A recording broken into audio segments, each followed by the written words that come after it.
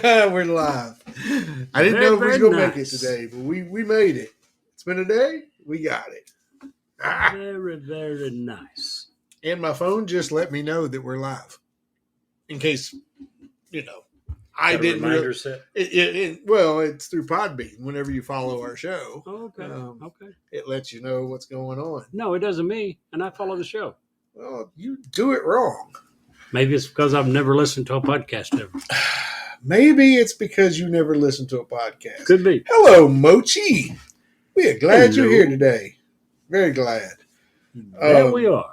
We got to get some cookies from Mochi. Yes, we do. I was actually down in Cynthiana the other day and should have had her make some before I went. I had one of my good friends. You are first. How about that? And Fuzzy is second. I had a friend down there who I went to high school with fall off a ladder and then down her front stairs. Oh, geez. Went to see her and ended up, she forgot to tell me she didn't get out. She had gotten out of the hospital, so I didn't get to see her. I did get to see Mochi, but I didn't get any cookies, so I'm very sad. Gotcha. We have to get some cookies. That would do. That would be good. So, those are excellent. Huh? Those are excellent. At least the last batch we got. Yeah, very much. You know what we're not doing tonight, Jerry? We're not drinking. We're not drinking tonight. No, we're not. Mainly not because of me. I was like, hey, it's Wednesday. Why not? And you were the responsible one and said, we keep doing that. We didn't hit any milestone plateaus that we need to celebrate. So, yeah. Not exactly true. Really? What's that? I've officially gotten us listed on the last of the big podcasts. You announced that last week or week before? Nope. Different one. Oh, you said last time that Apple was the last of the big ones. Apple was the biggest. Okay. Is what I was getting at. So who are we with now? Now you have the ability to train your Alexa to look for newsworthy. I thought I could do that before. You may have been able to, but it's official now through Alexa and with their partner, which is TuneIn. And we are, that is the last of the big ones. There's no more. We're officially everywhere at this point. Woohoo! Very, very nice. Yeah. Got some good topics tonight. We're going to learn how to vote and hopefully what that means. We're going to learn how we should vote. Yeah, how we should. How the responsible way to approach it. Yeah, well, we'll get into that in a second. Because that's kind of in depth. And, part of where our country is now is because the responsible part hasn't been there. And that's not new. I don't think that we have even fallen off. I don't think that's something America has ever been good at. No, I think you're right. Well, I think that there was a long part of that prior to radio and TV that you couldn't be. It was an access problem. It was an access. And then it got to when we did have access, well, Grandpa and Pa all voted this way, and that's the way we're voting. But don't you think it's always been that way? That's what I just said. No. You said that happened after radio and television come on.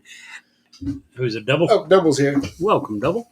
Yeah. I'm saying that I think that's been a problem since forever. Oh, yeah. Since the first elections. We have a tendency for things that we're not familiar with, who do we turn to seek advice? Those we know and trust, and hopefully the majority of the time that's our parents. So, we're getting way ahead of the story. We're starting to argue yours. Shame on you. It's all your fault. That's what they say. No, it's your fault for picking such a good topic. No, that's your fault. I didn't pick that. This is a listener requested topic. True. So, Nick. Thank you, Nick. Yeah. Nick picked this topic. Thank you, Nick. So how was your week? It was good. It was good. It was real good. Mostly. You don't sound so sure. Well, and we talked over dinner a little bit. We all have those days that we question ourselves or we get down on ourselves. We're not doing enough. Some days are not as good as others. Yeah. And, we were talking, and you and I have talked in the past about how you can just hear a song randomly and it makes you come correct. That coupled with your topic tonight really got me in a for lack of a better term, it put me in my feelings. Really? Yeah.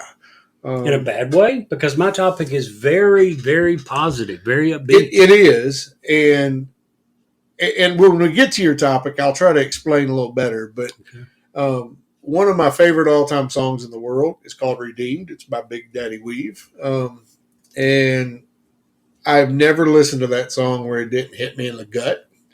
And when you're already kind of emotional and it hits you in the gut, it creates a whole plethora of new stuff. So, yeah, I was going through all that today. And ultimately, it just makes you want to be better. Just be better. Anywho, how was yours? Mine was very good. I know we had one of your favorite meals tonight. Yes, we did. Absolutely love fajitas. Just awesome food.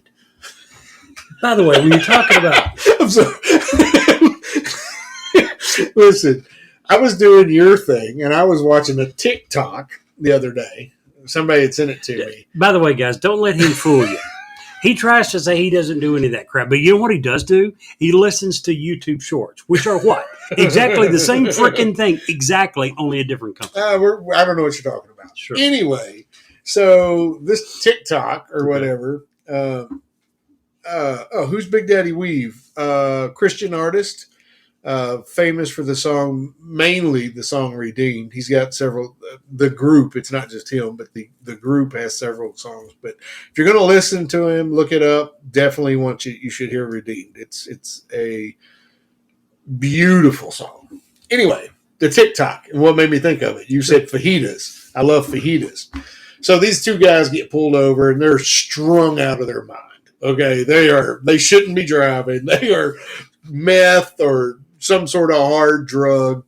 And the cop is sitting there talking to him and he's like, he's like, dude, what do you have in your mouth? And he looks at the cop and he goes, this big old toothless grin comes on his face and he says, I got fajitas. Crack me up. I'm sorry. Apparently, you're on the wrong side of TikTok. The wrong side of TikTok. That's what I would say.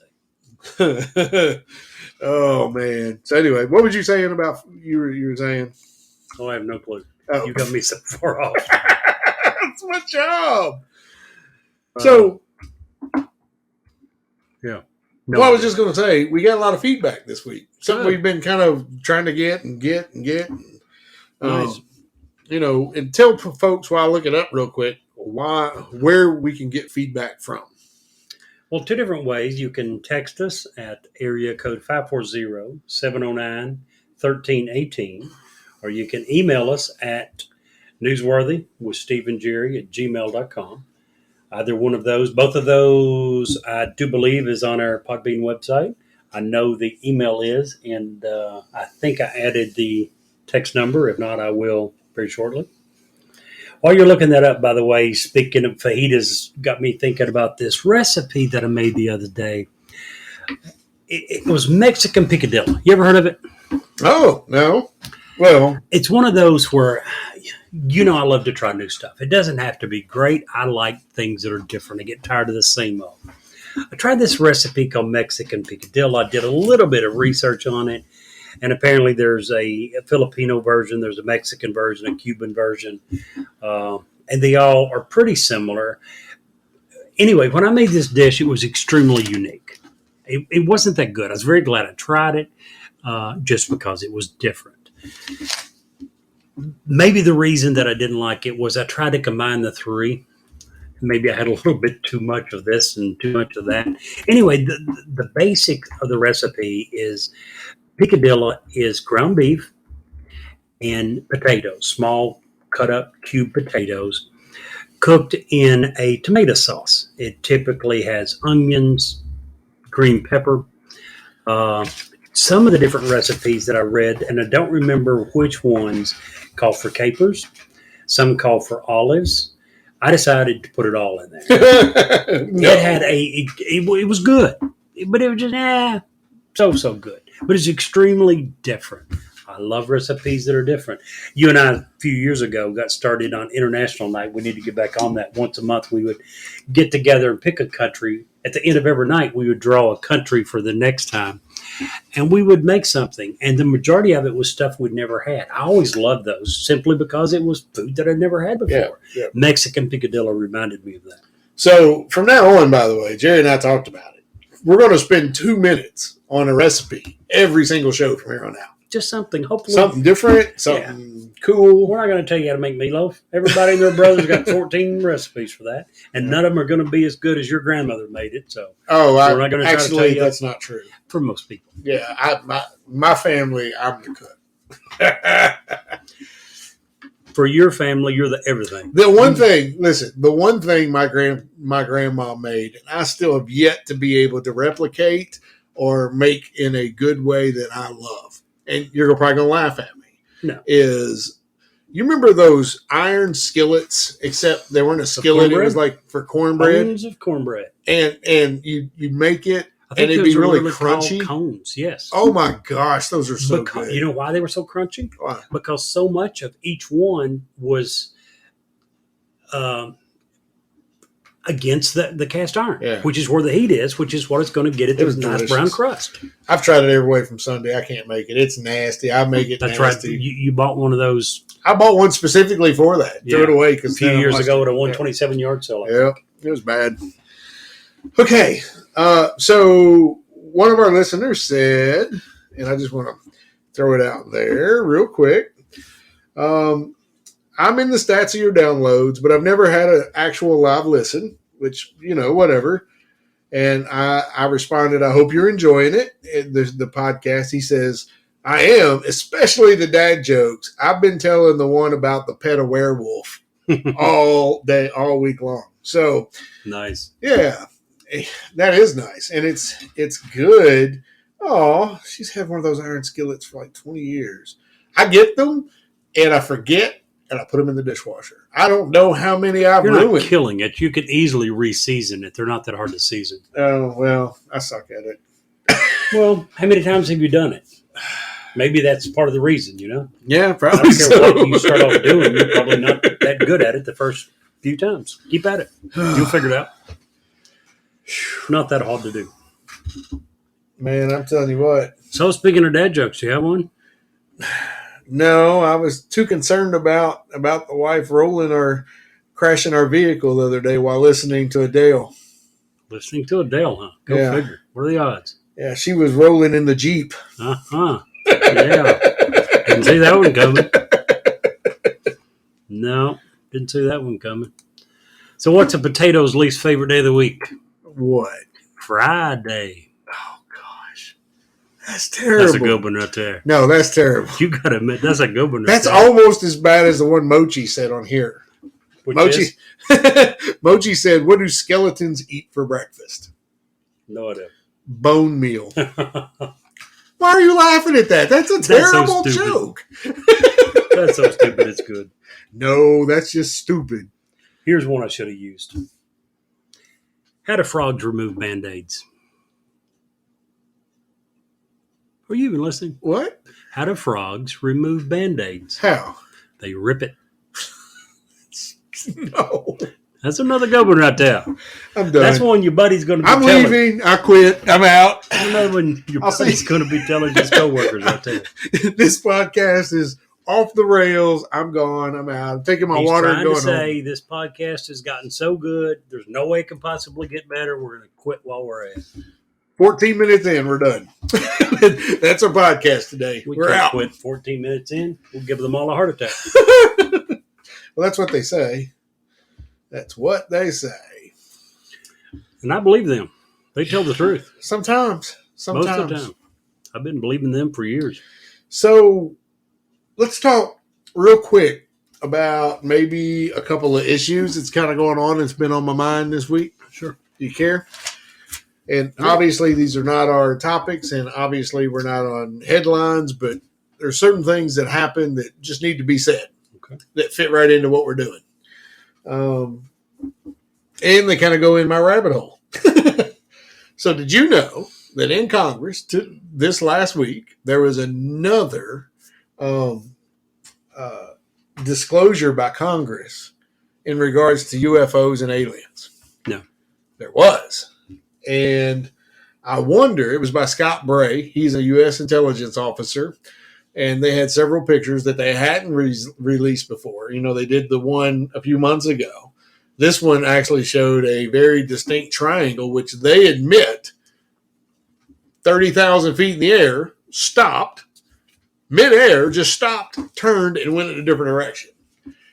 Now, they didn't say aliens. They said it was unidentified flying object. Unidentified. It's a UAP now. That's unidentified right. Aerial phenomenon. Aerial phenomenon.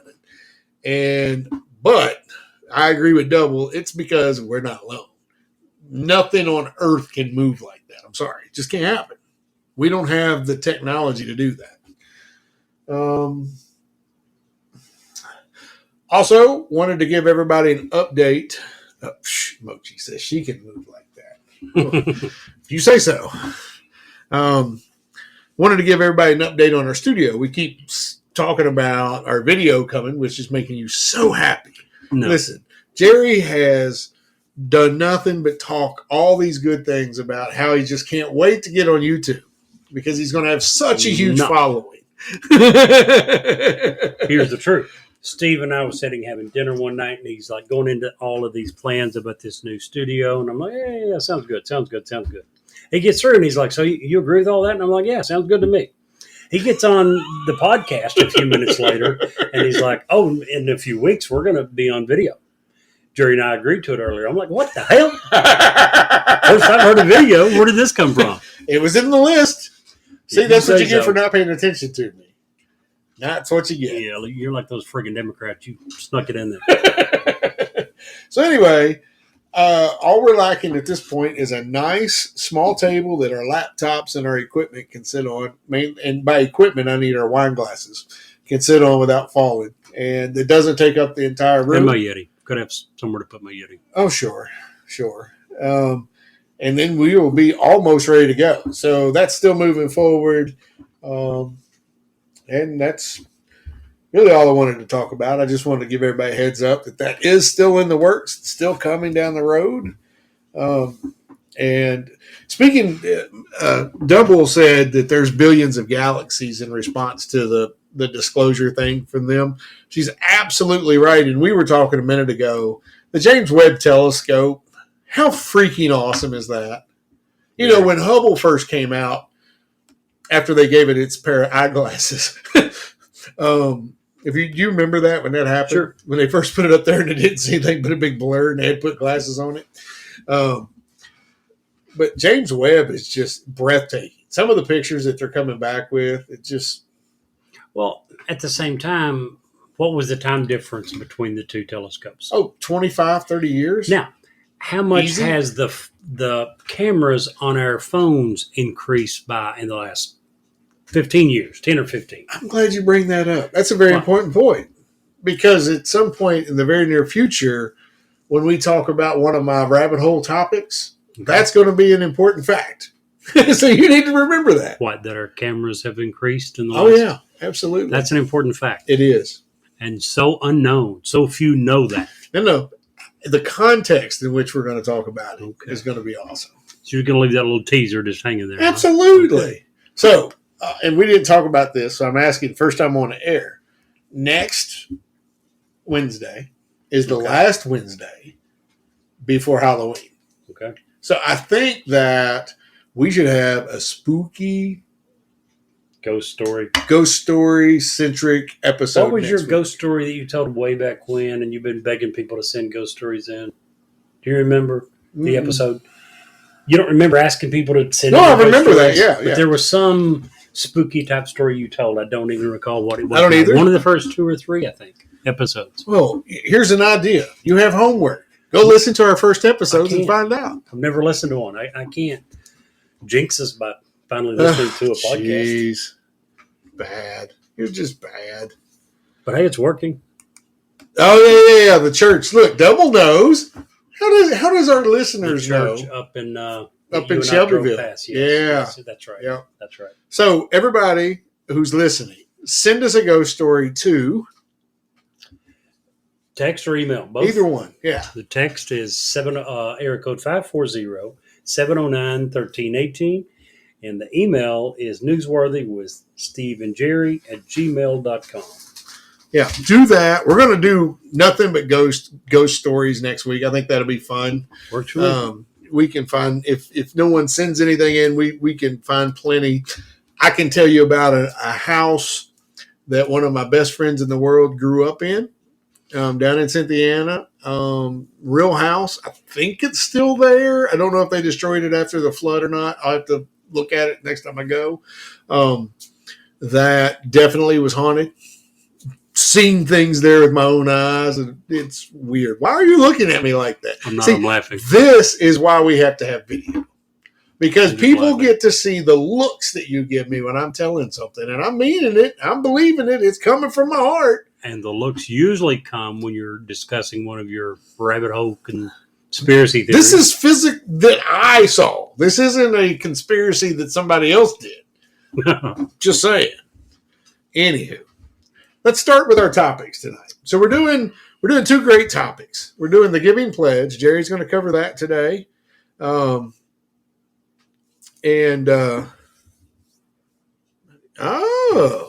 was reading what Double had said. So Jerry's going to talk about the giving pledge and Jeff Bezos' ex-wife. Well, she led me to it. Yeah. She's not the biggest one. She's not any of that. But yeah, the giving pledge is, we're going to talk a little bit about how some of the rich and powerful people are maybe not as evil and as bad and as mean as we often make them out to be. Yep. And if you're not in that 1%, it's very easy for the rest of the people who have nothing to look at you criticize. And to criticize. And it's not even the 1%. It's probably the 1/10 of 1%, or probably 1/10 of 1/10 of 1%. Yeah. The richest of the rich. And then, as discussed before, Nick had asked us about, he's a young man. He's going to be voting in his first election this November. And he just had questions about how to go about deciding who he feels like he's going to vote for and the whole process in general. So we're going to cover that too. It's a little longer probably. So do you want to start with yours, Jerry? Sure. Yeah. By all means. As Steve mentioned, we're going to be talking about Mackenzie Scott a little bit to begin with. I saw an article a few days ago that led me to this topic. The article was that Mackenzie Scott had donated $85 million to the Girl Scouts of America. Now, for those that are not familiar, as Steve also mentioned, she is Amazon CEO or ex-CEO Jeff Bezos' ex-wife. They got a divorce in 2019. They actually divorced in April of that year, April of 2019. And I remember reading the settlement, and it was kind of controversial at the time. A lot of feminists were slamming it. She got a 4% stake of Amazon. It was valued at roughly $38.3 billion. And a lot of the feminists that I was reading about was saying she didn't get near half. If I remember correctly, he ended up with 130, 140, 150 billion. Real quickly, it became apparent why she didn't go for more. She didn't want what she had. Less than 1 month from the divorce, she announced that she had joined the Giving Pledge and that she was going to give away the majority of everything that she had. So she didn't want the $38 billion, much less more of her ex-husband's money. And again, the Giving Pledge is a group. You can go to givingpledge.org. It's a group of people that have pledged to give the majority of their wealth to charitable causes during their lifetime or in their will. Yes, question? Well, I was just going to state, for those feminists that say she didn't get half, I think she got exactly what she wanted. She helped build Amazon. This wasn't a thing where he did it all and she didn't have any contribution. She helped in the very beginning with Blue Origin, and she actually was the one that got their first freight contract. Speaking of the very beginning, to change the subject a little bit, did you ever hear of how they truly started, where they started? No. In his mother's garage. He had an idea that they could sell books. via online website and ship them to wherever and make money. In his mom's garage, he talked his mom and dad into leaving the cars out in the driveway and letting him take the garage. And mom was often out there helping him put books in boxes and sending labels. That's where it truly got started. Isn't that crazy? In mom and dad's garage. Yeah, and just an idea, right? That's all they had at that point. They had an idea of, and at that point, it truly was books. Yeah. Amazon started as books. I just thought that was neat that, how it, when these people complain about other people's stuff, they don't go into the full story. That, they didn't try to. They were just assuming that it was, and I'm not saying that they didn't rightfully assume that it was yet another woman who got screwed. In the past, I'm sure if you had money, and even till today, if you have money, that'll in the court system go a long way. But it obviously wasn't the problem with her. She didn't want what she had, much less more of it. Again, less than 1 month from the divorce, she had pledged to give away the majority of it. And in fact, by December of that first year, she'd already given away $5.8 billion. She'd given it to over 500 different organizations. Some of them focused on racial equality, democracy, Ukraine relief efforts, climate change, historically black community colleges, several different things. Yes. Would you do me a favor the next time you're talking to Mackenzie? Mackenzie, sure. Would you have her stop calling me? Okay. I mean, I can't. My hands are full. I can't take any. I just can't. What you said, I find so funny because I think you and I mentioned this earlier today. She is getting a divorce. I hated to hear it. I think within a couple of years of her first divorce, she got divorced in 2019. Last year, middle of the year, sometime, she married a high school science teacher. Just read a few days ago. Actually, when I first read about her giving her $85 million to the Girl Scouts, I started doing a little research, and I found out that she's just announced in the last 2 or 3 weeks or so, I think, that she and this high school teacher are getting divorced. The article that I read, at the very bottom of the article, no idea where it was from, but it was one of those websites that allowed user comments. Someone had a comment of, I have no idea of who this might be of any importance to. Very next person said, me? And Mackenzie Scott hasn't met me yet, but it will soon be of importance to her as well. I thought that's where you were headed with this. Well, I mean, I just wish she'd stop blowing up my phone. I got work to handle. I can't be taking calls. You better not let your wife find out about this. Well, that's exactly what I'm talking about. Trying to stop it before he gets that point. Right. Anyway, as we said, by the end of the second year, by December of 2020, she'd given away $5.8 billion. In April of this year, the New York Times reported that Scott has already given donations that have exceeded $12.8 billion. Again, in 2019, her divorce left her $38.3 billion. Had already given away $12.8 billion. Now, Forbes currently estimates that her net worth today is $34.4 billion. Third richest woman in America. But did you listen to what I said? Started off at 38.3, gave away 12.8, and is currently at 34. When you're rich, money makes money. It really does. Yeah. You would know. She currently ranks 5th on the Forbes list of biggest lifetime givers. Wow. And she didn't really come into her own money. When I say her own money, I doubt her husband would have. He wasn't going to criticize her for giving, and I have no idea what their financial arrangements were, but she could have probably given away $100,000 here or there. But as far as her own money that wasn't tied to her and her husband's money, she didn't come into that until 2019. And she's already listed as the 5th largest all-time philanthropic giver. That's crazy. Now, some of her larger donations. Girl Scouts, I mentioned, $85 million. Habitat for Humanity, $436 million. $500 million to Habitat for Humanity. Boys and Girls Clubs of America, $281 million. Planned Parenthood, $275 million. Communities and Schools, $133 million. Big Brothers Big Sisters, $122 million. National 4-H Council, $50 million.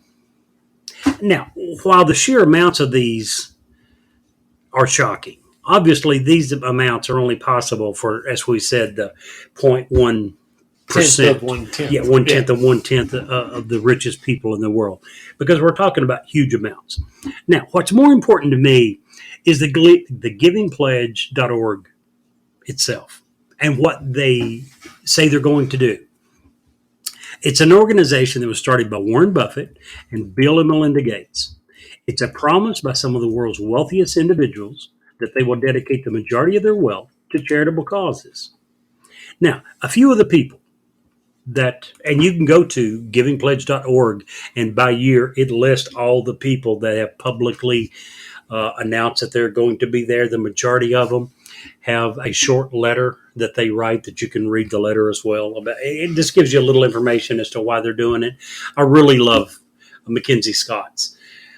She said the original purpose or meaning behind it came from a book.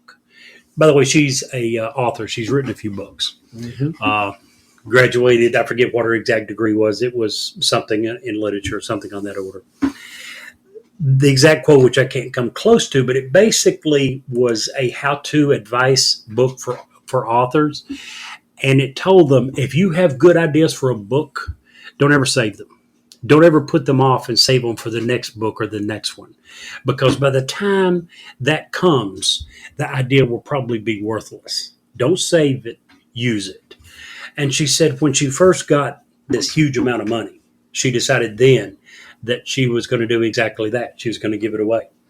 And in the letter, and you can read if you go to givingpledge.org and read her letter, won't have to take my translation of it, but you can read what she said exactly. In there, she says that she was going to open the bank and start giving away, and she would continue until the bank was empty. So a good way of putting it. Earlier, we were talking about how some of the world's richest, most powerful people, we often look down on. We often have a tendency to say, well, they're so rich. If they would help people like you and I, if they would do this, if they would do that. There's a list of people, a huge, long list of people who I'll go into a few of them here in a minute, that have promised to give away the majority of everything they have. And we're not talking about people like you and I. Well, yeah, that would take all of like 32 seconds. Yeah.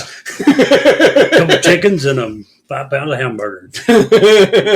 Well, this podcast pays so well. Exactly. We're talking about people with huge amounts of money. Huge. We're talking about people who could guarantee that their grandkids wouldn't have to work. And they have chosen instead to give away the majority of what they have. Few of the names. Okay, let me get my glasses back on here because I lost them. Few of the names. Warren Buffett, Bill and Melinda Gates, Paul Allen, Mark Zuckerberg, Ted Turner, David Rockefeller, Carl Icahn, Larry Ellison, started Oracle, Michael Bloomberg, one of your favorite. Oh, yeah, absolutely. Guys, yeah. One of my favorite guys. You look up to. Richard Branson. I like Richard Branson. Virgin Atlantic, right? I don't like his cruise ships, but I like him. Elon Musk. I like Elon. Now, again, guys, and I don't mean to downplay what they've promised. This is a non-binding, non-legal pledge. Some of these are far more further along in the process than others. Elon has not given away a ton that I've heard of. Again, he's still in the process of trying to build his fortune up, which there was certainly a time when we could have said the same about Bill Gates, that, I've not heard about him giving away much. And for many years that was true. But these people have promised or pledged that within their lifetime that they plan on giving away the majority of what they have. Go ahead. I pulled it up here. Mackenzie Scott, back to her, because I'm fascinated by her, to be honest. She says, and her quote is, when you pull up the gallery and you pull it up, she says, there are lots of resources that each of us can pull from our safes to share with others. And something greater rises up every single time we give. Very good point, isn't it? Yeah. Hard to put it better than that. Yep. So if you don't mind, go down through the letter and try to find that part where she was talking about the book and that one quote, if you don't mind. A few of the big people that have given a ton. Lifetime giving, they say that Warren Buffett is probably the largest single philanthropist of all time. He has already given away over $46.1 billion. He, by the way, has pledged to give away more than 99% of everything he's got.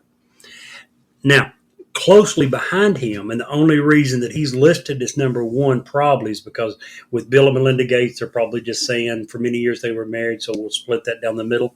Between the two of them, they have already given away over $80 billion. And since 2000, they've given away over $80 billion on causes that includes combating malaria, HIV, AIDS, coronavirus. They have already announced plans to give away an additional $40 billion before the year 2026, which would get them to a total of $120 billion. Oh, wow. You're talking about $250 billion between these four people. Warren Buffett, Bill and Melinda Gates, her name is now, I think, Melinda French, and Mackenzie Scott. Yeah. Mackenzie, the quote was, "Do not hoard what seems good for a later place in the book or for another book. The impulse to save something good for a better place later is the signal to spend it now. Something more will arise for later, something better. Anything you do not give freely and abundantly becomes lost to you. Open your safe and find ashes." That was the quote in the book that inspired her, or it was one of the first things she said that come to her mind and that caused her to know that she wanted to join the Giving Pledge. Yeah. It, especially with Warren Buffett, 99%. We're not talking about a little bit. A lot of times when we hear that the rich have given some huge amount, we're like, man, but so what? They're rich. What's this? This is just a few drops in the bucket for them. 99% is not drops in the bucket. No. 99% is all but 1% of everything you've got. Warren Buffett was married twice, I believe. I don't know if he had kids by his second wife. He was married, I think, for like 50 years. The first time he has 2, 3, 4 kids. I don't know how many grandkids he's got, but it would be really easy to say, I want to leave a ton of this for my grandkids and for their kids and their kids. He's vowed to give away or pledged to give away 99% of everything he's got. Was it Buffett that said, I would love to give these, was it Buffett? One of the 1% was quoted as to say, and I would be happy to leave all this money to one of my grandkids, except they won't know how to earn it. And Good they point. need to learn how to earn it. I think it was Buffett. I went to school with a guy in college, and his first name was Scott. I won't give you his last name, but his father was very wealthy. His father owned several parking garages in Cincinnati, Ohio. Several of them close to or very adjacent to airports, and he'd become very wealthy. And you would never know it by looking at Scott. He drove an old beat-up car. He had nice clothes, but he drove an old beat-up car. He was required to go home and work every weekend. And I remember him saying, and he didn't argue, he didn't dispute, he didn't have any hard feelings, but he always said that the reason was that his dad had always said that he was born with very little, that made him hungry, and that made him try to achieve as much as he could.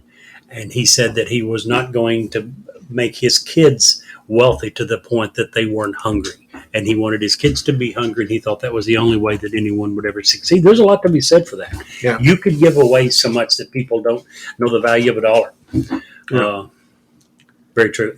Anyway, back to these people. It's so easy for us to sit and criticize whoever, but especially the rich and powerful. I'll be honest with you guys. A lot of these people I'm not big fans of. I've never been a big fan of Bill Gates. Somewhere along the line, when people agree to give away the majority of their wealth, there's some credit due them. Yeah. For that. Yeah. There's absolutely some credit due to them. Well, Bill and Melinda Gates are not one of the group, but if you go to Twitter and you mention the word Elon Musk or Richard Branson, you might as well be calling their mama some bad name, because that's just, they're up, they're those people. And Bill Gates too, I think. To be able to give them a little props when they actually have earned it is something special. And especially Bill Gates is probably not quite on that list of the others you mentioned because he's been retired long enough and given away enough. He's started to swing the pendulum back a little bit. Well, if you look to where that money is going for on his particular case, it's a lot of left-leaning causes. Well, not really. That's the common perception. Here is where the majority of his money has gone: malaria, HIV, AIDS, and coronavirus. How much of that's left? Which one of those does the right conservatives have a problem with?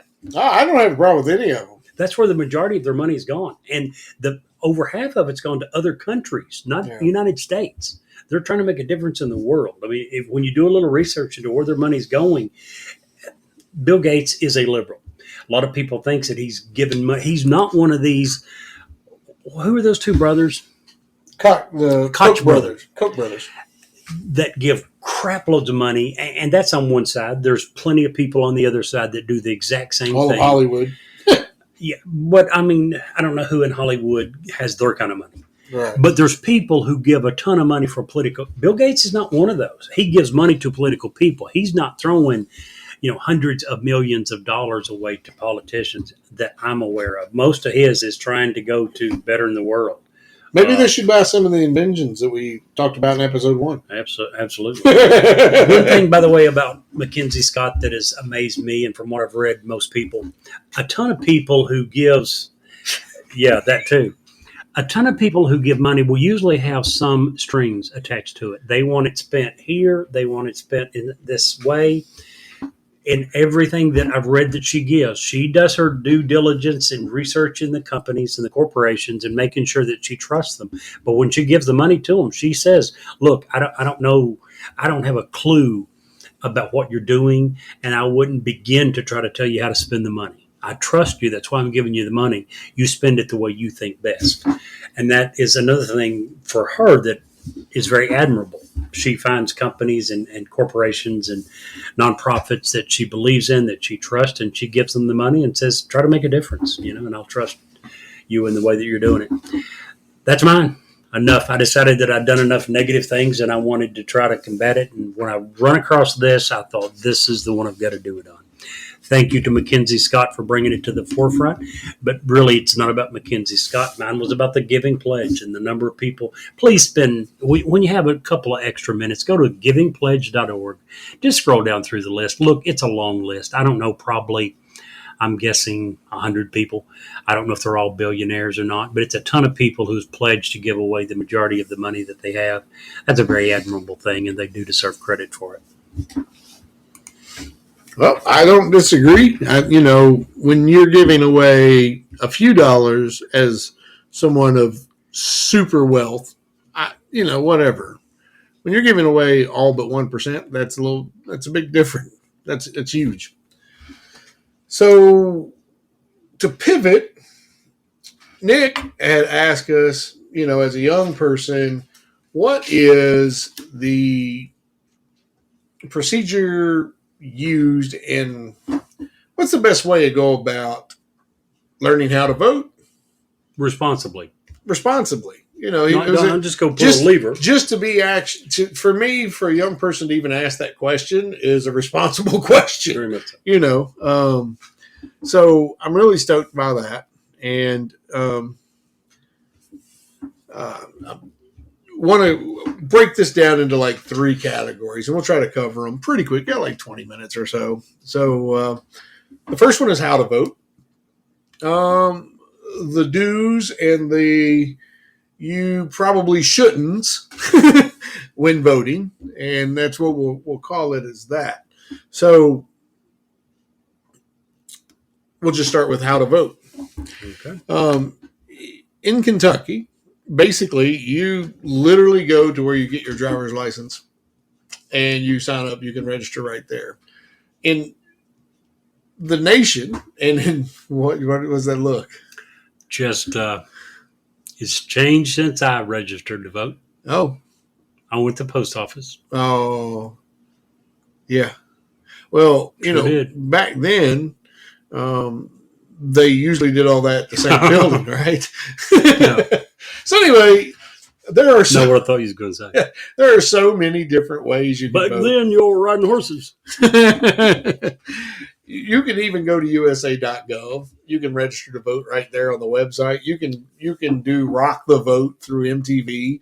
You can do on Facebook. You can register through MTV to vote? You sure can. Absolutely. There are a million ways to vote. That doesn't mean there's a million ways to register to vote. There's a million ways to register to vote, and there are a few ways that you can register to vote without being harassed for your vote, if that makes sense. Really? So where would you get harassed? Well, and we'll take MTV as an example. When you register to vote through them and you come out the other end, once you're done, it sends you through several liberal websites to get back out. That shouldn't be legal. It shouldn't, but it is. Absolutely not be legal. When you hear... Now, are you already registered? Yes. Could you simply close it down and sure could. And you're done? Sure could. I understand how it's legal because you don't have to go through that. Sure could. Mochi wants an opinion. Well, this is going to be interesting. We got plenty of those. We've got plenty of those. That's why we do a podcast. And if you're Jerry, they're mostly wrong. And if you're me, they're mostly right. So... I can honestly say this. About 80% of your opinions started off as my opinions. And after enough discussion, you realized I was correct.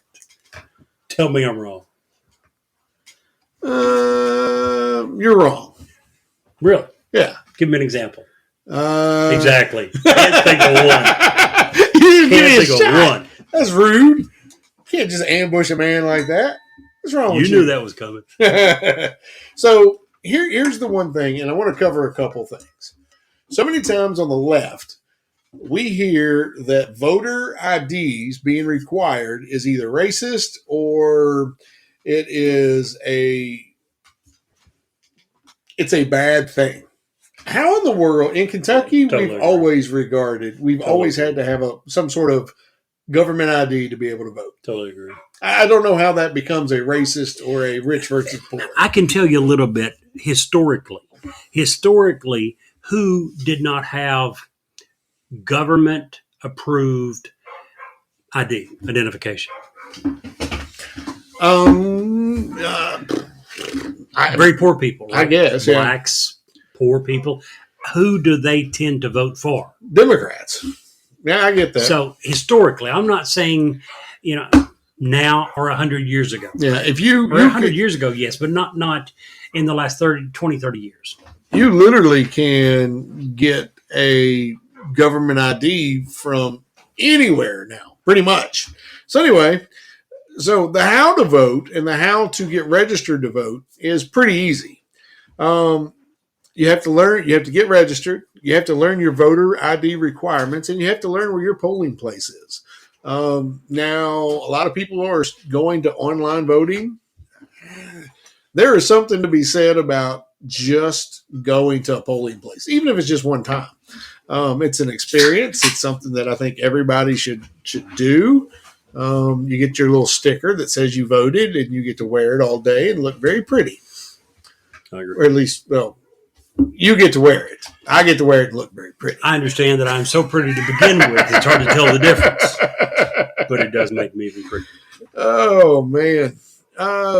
One quick thing. Mochi said she wants to do a donation for helping youth through her streaming.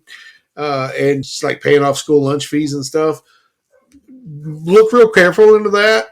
I think the number is somewhere around 80% of all of Kentuckians get free lunch now. Yeah. Anderson County's that way. No. Harrison County's that way. During COVID, there was a bunch of federal money that went and got those numbers up to where you're talking about. And so right now, it's nowhere in that vicinity. Okay. Well, I'm glad I'm corrected. But go ahead and I'll look it up and see what. Yeah, absolutely. Anyway, so and then you need to learn where your polling place is. Go there, vote. Now, let's get to the nuts question of it. Now that we know how to vote, we've been registered to vote in Kentucky, and we have to be specific to this. Sorry about our California and our New York and our Georgia fans, but This is pretty simple. 53% of all students in Kentucky are on free reduced lunch. And this year, That is going down some more. Okay. Yes, even middle and high school. That's all. If a district goes below, if the whole district falls below a certain income in Kentucky, the whole district becomes a free and reduced lunch, free and or reduced. Anyway, back to this. So, what should you do? Who should you vote for, Jerry? You're brand new. You're 18. This is your first election. What's the one thing you should do? I'm not letting you look at my list. I would say to become informed. Number one, sit down. If I was to begin, I would sit down and make a list of the things that were important to me. And I'll guarantee you that as time goes on, that list will change. That's absolutely fine and should be the way it is. Number one on my list was become educated. Congratulations. Figure out number one, what is important to you. Yeah. Then that's to become educated about yourself. Then become educated about those people. And if they're in office, see what the results are, which that's a lot better than what they're saying, because they're going to promise the moon, the stars, and everything else. Oh, sure. Right? But guess what? If they've never held office, that's all you have to go by. So that's where I'll start. Absolutely. Become educated, and the first thing you need to become educated about is what you deem most important in your life. And there's no right or wrong for that. There's no right or wrong for that. That's you. And it usually is age-driven. Sure. A younger person cares more about certain things than an older person like Jerry. Older people care more about Social Security. Right. It's still going to be there. Right. Younger people are more generally economy or how can I get pot legal? Or how to get drugs legal. Yes. Anyway, so a couple of the things that you should do is look at, and according to several of the websites I looked at, these were the most common things that popped up. The economy. Figure out how you feel and fit into the nation's economy. Now, this is all national, and we can break it down a little closer because all politics are local, basically. But if you figure out where you're at on a national level, that will bleed down into where you can look to vote on a local and a private level. So the economy. Where do you want to be in 4 years? Where are you now? Do you think you're going to get a raise? How does the way a particular candidate or person voted or votes on or is claiming they're going to vote on a particular subject going to affect your pocketbook? That's important. That was really tough. It is tough. I mean, what you said, I mean, one of the first things you look at is they're going to cut taxes. Okay, well, that might short term, but does it help the overall state of the country? And if not, long term, that's going to hurt your pocketbook. So that was really tough. It is. To determine who's going to help my pocketbook. Another part of that becomes, am I totally selfish? And do I only care about who's going to help me? Or do I care about who's the greater good of America? Who's going to help my community? Who's going to help my town, my city, my state, my country? Well, if you're looking to a government to do that, then you're already barking up the wrong tree, in my opinion. In my opinion, who do you look to if not the government to do that? You have to look at yourself or your church or your community that you're a part of. What way does our nation has been built on self-reliance, not on, government, please help me with my community park. Tell me what your church and your community, how it can affect the national economy. It has nothing to do with it. What you just said had nothing to do with the national economy. No. That's the question we're looking at. How can we help? You said, how can it help you? And I said, instead of just you, are you also going to look at your community? Are you going to look at your state? Are you going to look at your country instead of just yourself? And then you were saying that the government can't do that. I feel like, and we're getting into the weeds a little bit, yeah. But I certainly feel like I can spend my money locally better than any government agency can, period. I'm talking about local. Again, I'm talking about if you decide that you want to try to do what's best for the country, then you need to look at not your economy, the national economy. Okay, but the national, again, politics starts at the kitchen table. Sure. If the national people are going to spend $100 billion in a country that I'm never going to go to, it's not helping me here today. And it's taking money out of my pocket to do that could be spent here locally. How did we get from teaching people because how to vote? Because you brought it up. No, I didn't bring this up. We have went from teaching people how to vote to we should not be giving money to Ukraine. No, Tell me, bull crap, who else is $100 billion we're giving money to? You just took it. You're the one brought it up. No. Yeah. You All right, brought back to the topic. Let's rein it in. Whoo, we're going to have to do that topic at some point. You know that, right? You won't do it. You refuse because every time I ask you, you have no answer. Well, neither do you. No, I mean, you're good at asking the questions, but you don't have an answer either. I don't ask that question. The question we're talking about is, should we be helping Ukraine? And if so, how much? That's a tough one. It really is. It is. And I'm not, we just have to beat that in around. Anyway, so back to this. How you fit into your local, federal, and state economy. That's a question you need to ask yourself. Maybe you're a younger person and you care more, you're more environmental. You like hiking, you like being outdoors. Which party and which candidates are talking about the issues that are important to you? There are at least, and all you have to do is Google it, Bing, search it. There are probably 30 quizzes that you can take to help line you up into the party or parties that you should be a part of. And first of all, I don't even like that approach. No, I get it. Because that tends to say, okay, once I know the party, I can go to vote and pull a lever for that party. We haven't got there yet, but we're coming up on that. But you don't agree with that either. No, I don't. But it is good to learn kind of what you feel about the issues. Sure. And I've done a few of those quizzes before this. I wanted to try them to see if they were slanted or. And a lot of them are. Some of them are. It depends on who's behind it. Right. The ones that I took were pretty much down the middle. They were legitimately. Imagine this, Jerry. Turns out I'm a libertarian. On some things. On most things. But. So you can obviously go do some of these online quizzes. That just helps you figure out where you fit in and what some of the parties have historically meant. Yep. Not that they mean today, not that they're going to mean tomorrow, but they have historically meant. Another way to do that, to see once you figured all that out, is to say you want to look at candidate Mitch McConnell for Senate. Right. Which I recommend against. But one of the key things that may help you make a decision whether he's your candidate is just click on him, figure out where his donations are coming from. The people that are paying him are the people he's going to vote for when he goes to Washington. It's not a fair system, but it's how it works. The lobbyists, the people that are donating the money, are buying political favor. That's how they get their money. It's not technically, I mean, that's just how it is. I'll give you an example of that. I think I mentioned this a few weeks ago. Kirsten Sinema, who for a Democrat I had been very happy with, liked a lot of stuff she was doing. I forget the one bill that it was. It was the economic issue that Joe Manchin and Schumer had finally agreed to support. And there was one particular part of it that she didn't like, and she had held up because it's a 50-50 vote in the Senate, so they've got to have every Democrat on board. She had withheld agreeing to back it until they took out one particular, I just remembered it. They were going to change the law that gives a tax break to wealthy mutual fund managers that cuts their taxes back to, I think, around 20% instead of 28%. The other Democrats wanted to get rid of that tax break. She refused to do so, to back this piece of legislation until they got rid of that. It turned out, why?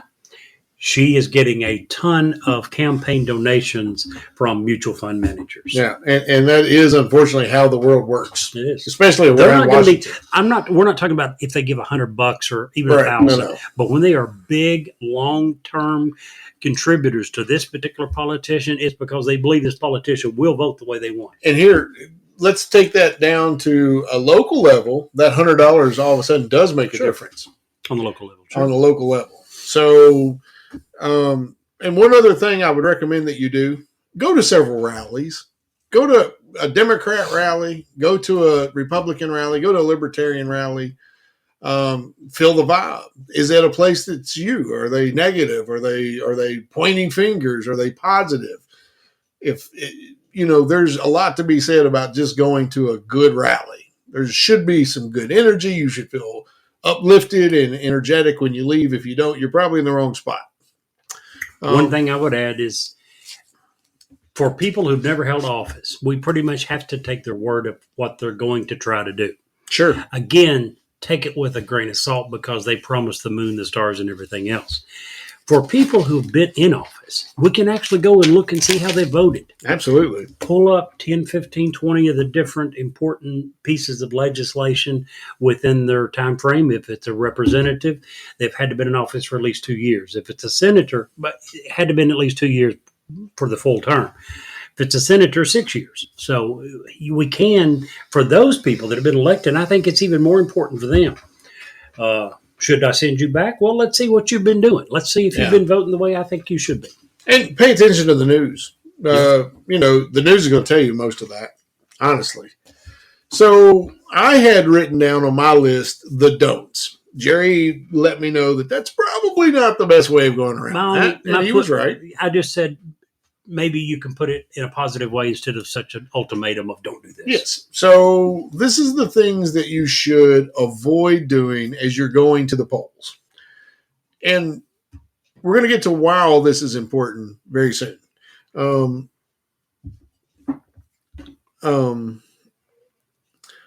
So, Jerry, you come from a very small community where most everybody has voted the same way probably your entire life.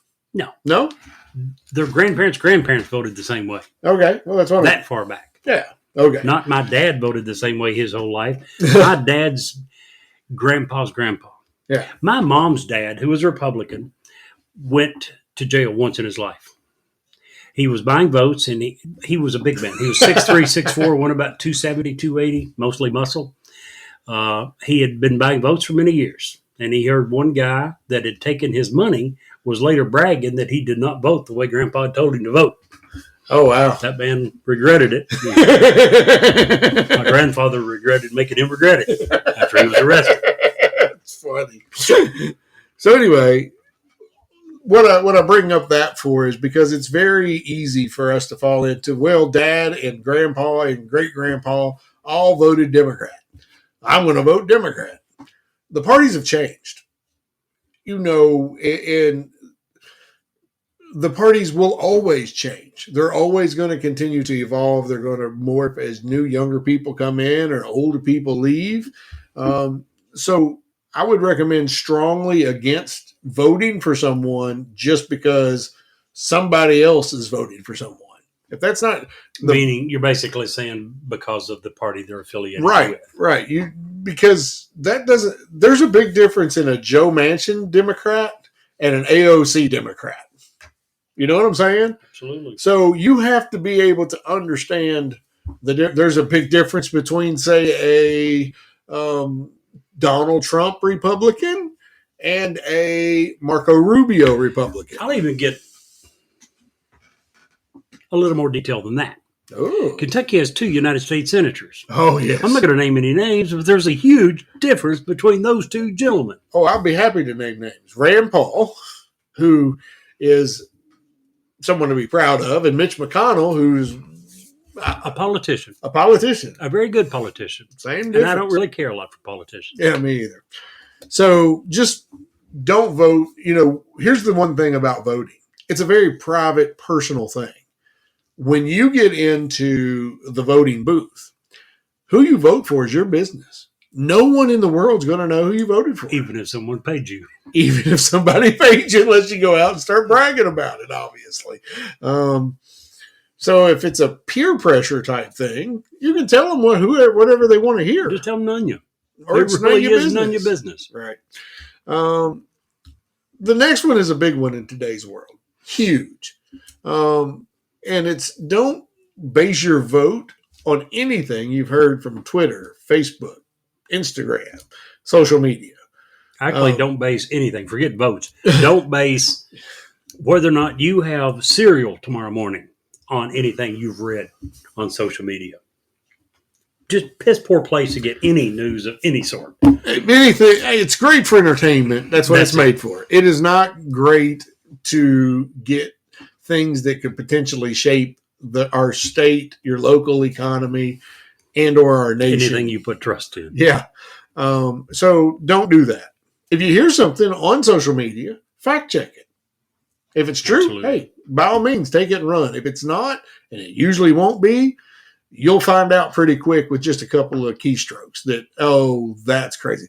I sent Jerry the other day a short video of something I thought was kind of interesting. The first 3 minutes were, and then it ended up being a infomercial for some sort of precious gold company. Yeah. So nothing from social media should be taken at face value. The two next ones are the most important. If you have things that you probably shouldn't do when you vote, and they're big.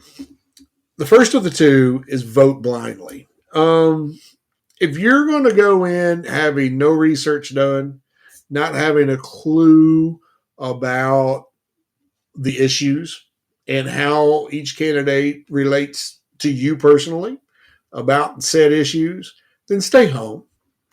No. Yeah. No, yeah, absolutely. I'd rather they voted. Why? I'd rather they pulled the friggin' lever. The old adage of pulling the lever. Just disagree what on does this that mean? forever. Where did that come from? I don't know. The old saying, pull the lever. Probably those poker machines. In the old days, there were mechanical voting machines, and if you so desired, there was a Republican lever and there was a Democrat lever, and you literally could pull the lever. Yeah. Otherwise, you had to pick out. Thankfully, those, for all intents and purposes, are gone. I'm not saying one of those in many, many years now. There is no lever. But when you hear that saying, it's what it means. Yeah, you can vote straight Democratic or straight Republican. With one button.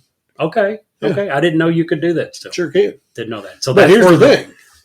If you're going in blindly, you shouldn't even be hitting that button. No, you shouldn't. But somewhere along the line, every vote matters. You're going to get into that a little bit later. I'm not going to steal your thunder. No, but every vote and matters. That's why you shouldn't vote if you're not involved. But here's the point. Hopefully you have at least a little bit.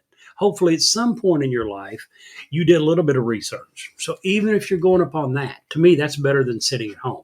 To me, there's nothing worse than sitting at home and saying, I don't care. My vote doesn't matter. That's the very worst. I can't agree with you. Not even a little. But here's my point. No one does it totally blindly. Everyone has heard something. Probably from social media. Maybe from their parents. And I'm not saying it's trustworthy, but no one does it totally blindly. If it was 100% blind, I would agree with you. No one's 100% blind. Everyone has some background. Are they doing due diligence? Many cases, probably not. Listen, I know of one individual here in our small town, and I won't mention names, but he walks all over town all the time. And I was behind him in the voting booth 3 elections ago. And I now know that my vote has one purpose, and that's to cancel his vote. Because my guy had no clue. This was his quote, his direct quote. He said, I just need to know how to pull the Democratic lead, to do straight Democrat tickets. She goes, okay. He said, that's what my mama said. That's what I'm going to do. So Mama said. My vote, because this person doesn't have a clue. So in Anderson County, the only thing my vote counts for is a vote against him. And that's why I say that if you don't have... Let's not start going down that track, because real quickly we're going to talk a whole shitload of people out of voting. I don't want to talk anybody out of voting. But we can, real quick, by canceling out. What I want is for people to at least have some modicum of intelligence when they vote. I agree. People have died for this privilege. And the people in the world, all over the world, would die to have this privilege. And that's what it is. So if they're going in blindly, they're doing themselves a huge disservice. Totally agree. They're doing our country a huge disservice. Totally agree. And I with can't all say that being enough. said, the last thing we need is more people sitting at home. No, I don't disagree. It makes our votes, the people that do vote, worth more. Let me ask you this. What's the best, easiest way for people to become educated, to not be blind? What would you suggest they do to do that? 2 minutes on Google. I mean, seriously, it doesn't take a long time. 2 minutes before an election? Sure. It's going to take a whole lot more than 2 minutes for an election. If you haven't read any newspapers, if you haven't listened to the news, here would be my recommendation. Pick up a newspaper every once in a while. Sit down at 6:30 and listen to the news every once in a while. 6 o'clock if you want to stay. Listen to the news. Read the news. Stay informed. Jerry, I would be happy if someone, the day of the election, Spent 2 minutes. Just said, okay, the most important thing in my life is X. Take 2 minutes and Google X and figure out which people are more supportive of their X. At least they're voting on some sort of principle. Now, to be fair. Right, wrong, or indifferent. To be fair, I don't have no clue who the person you're talking about earlier was that walks around town that you got behind at election. Since he walks around town, I'm assuming he probably doesn't have a vehicle, an automobile. Is that a safe assumption? I guess. I don't know him personally. You ever saw him driving? Nope. But you see him walking all the time. Yep. Which leads us to believe that he's probably doesn't have the vision to drive, doesn't have the financial means to get a car, whatever. He doesn't drive, probably. Most people, not all, the majority of people in that situation are probably living predominantly from government handouts. In which case, I'd say he's probably got it figured out about which party's going to help him the most. Well, if that's the case. Do you disagree? No. If that's what he's probably that's voting, not what he said, but if that's no. If he's got what he said out, was, how do I pull the party for the Democrats? How do I because vote for Democrats? My mama said so. Well, that's what he said. Success breeds success, failure breeds failure. Unfortunately, I understand. In the town that I come from, there was a certain community who tended to be the very poor. There was a big joke that when people from that community got married, they took their honeymoon trip to go to the welfare office. You were telling me that. And there was a time in the world where that was the case. Which kind of goes along with the guy we're talking about, right? His parents may have very well been in the exact same situation he was in. The fact that they don't stress education, the fact that they don't push their kids to do well in school, in many cases has a lot to do with where they end up in life. He, unfortunately, it sounds like, probably ended up where they were. For people like that, pulling the Democrat lever is probably the best thing they can do at the booth. I guess. Sad to say. I mean, the ultimate part of this is become educated and don't vote badly. Huh? Totally agree. Just pick an issue, any issue, and vote don't on pull that. Any lever. Yeah. Vote by the person. You know, there have been elections, Jerry, and I'm sad to say this. We run a news podcast that in the last election, I was unfamiliar with one of the particular offices here, very local. Oh, there's always going to be some. I didn't vote for either of those people because those are non-partisan. I didn't know either of the parties. I'm not voting above someone who may know the history there. I'll even go one step further and say, I totally agree with what you said. Don't pull the party lever.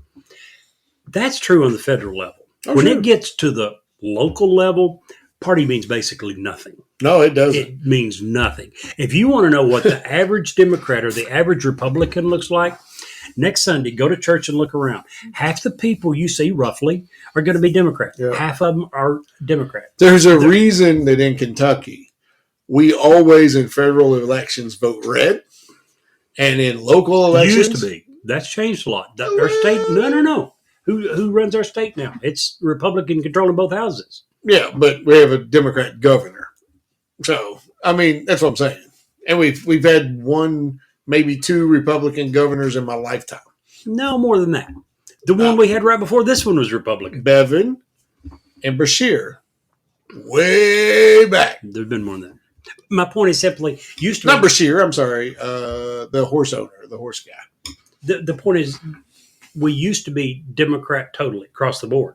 And that has really swung to where that federal is almost always in Kentucky Republican. Yeah. And the state, that's why we don't get any money. Is turning into Republican. That's why we don't get any money. No, we don't get any advertising dollars for Republicans. They know they have the state. Oh. That's what I'm saying. We don't get any visits from president. And that gets into, I don't want to go into that. Yeah, that's a whole different part. Here's the other part. And here's the most important part. We say all of this, and even when we disagree, we say all of this because we don't want you to think ever that your vote doesn't matter. It does. It absolutely does. On the local level, on the state level, even on the presidential level. 3-4 elections ago, George Bush versus Al Gore, in a nation of 370 million people, the vote was down to, and I'm off the top of my head here, within a few thousand votes was the determining factor in that presidential election. And that swung the course of our nation. Hanging chads. Do you remember that? Mm-hmm. During the recounts, it came down to chads, I guess, is when you punch something, the little piece of paper hanging. Mm-hmm. There was huge conversations being had about, is this a chad? Is this a hanging chad? The election literally come down to each and every. Oh, no, it's still showing we're on air. Are you guys still there? Mochi, can you still hear us? Hello? Okay, sweet. Man, my laptop just crashed and rebooted, and we're still here. Wow. Okay. Thank you for liking the show, even though we had technical difficulties. Oh, I see. All right. Let's take that out. No, that's not what we're going to take out. Sorry. We're having some issues. We got to wrap this up, Jerry. Unfortunately, it came back on. We weren't lost, so that's good. So, we're still alive. What was the number? Real quick, what was the number of the votes? Haven't found it yet. Oh. Googled it, but I have not found how many votes. Okay. Well, while you're covering that, I just want to let people know that your vote does matter. Absolutely. Become educated, make a good decision. Not a good decision based on what your brother or your sister or your mama said or your Facebook said, based on what you feel you believe. You won't go wrong if you're voting your heart and your wallet, okay? You do your votes based on that.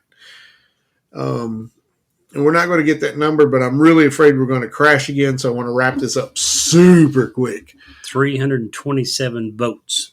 Wow. Until it went to the Supreme Court, if you remember, and they decided.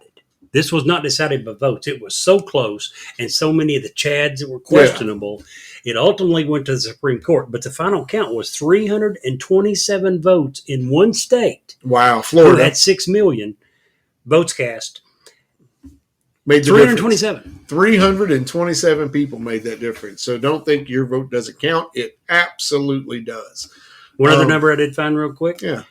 Percentage of students in the United States of America that gets free lunches is 22.5, and it is headed down because, again, there was a ton of money spent during COVID to give more free lunches. Okay. So that number is going down, but currently for the United States, 22.5%. Okay. So we're going to wrap up real close right there because I don't want another crash. I don't want that to happen and scare me to death because that would have been a whole show down the toilet. So, Jerry, if you can't see the light, be the light. Thanks, guys. You all have a great day. Be safe.